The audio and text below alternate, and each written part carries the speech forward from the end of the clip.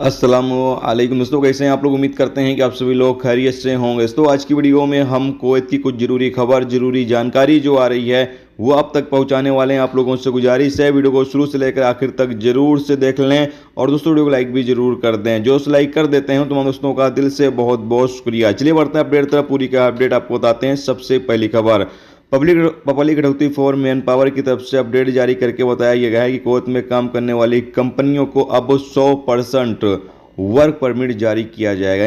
यानी जितने भी वर्कर आएंगे उन तमाम वर्करों के लिए वर्क परमिट जारी किया जाएगा। लेकिन यहाँ पर बताया गया है कि अब कंपनियां अपने काम के मुताबिक जितना उनको आदमी चाहिए उसके मुताबिक वो विदेशों से वर्कर लेकर आ सकती हैं। लेकिन यहाँ पर यह भी कहा गया है कि हर एक वर्कर के वर्क परमिट जारी करने के लिए 150 केडी फीस भी वसूल किया जाएगा। तो ये एक नया कानून कुवैत के अंदर लागू कर दिया गया है कि अब हर एक कंपनी के लिए 100% वर्क परमिट जारी किया जाएगा और साथ में कंपनी अपने काम के मुताबिक वर्कर को विदेश से अपने यहाँ ला भी सकती है और हर एक वर्कर का वर्क परमिट भी जारी करा सकती है। एक वर्कर का वर्क परमिट जारी करने की फीस हुकूमत 150 केडी वसूल करेगी। इसके साथ एक अपडेट यह है कि कुवैत में सोमवार को एक वीडियो क्लिप सोशल मीडिया पर वायरल हुआ जिसमें देखा गया कि एक शख्स काफ़ी तेज रफ्तार से गाड़ी चला रहा है और दूसरी गाड़ियों को टक्कर भी मार रहा है।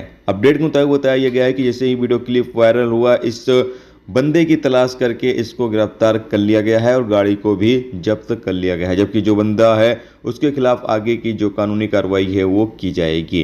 अपडेट ये है कि कुवैत में गर्मी काफ़ी ज़्यादा पड़ने लगी है और गर्मी पड़ने की वजह से कुवैत बलदिया कहना यह है कि अगर किसी का इंतकाल हो जाता है तो उसको दफनाने के लिए 2 टाइम फिक्स कर दिया गया है। एक सुबह 9 बजे लोग जाकर दफना सकते हैं कब्रिस्तान में और दूसरा शाम मगरिब की नमाज के बाद या फिर ईशा की नमाज के बाद जाकर लोग दफना सकते हैं। ये 2 टाइम फिक्स कर दिया गया है लोगों को दफनाने के लिए।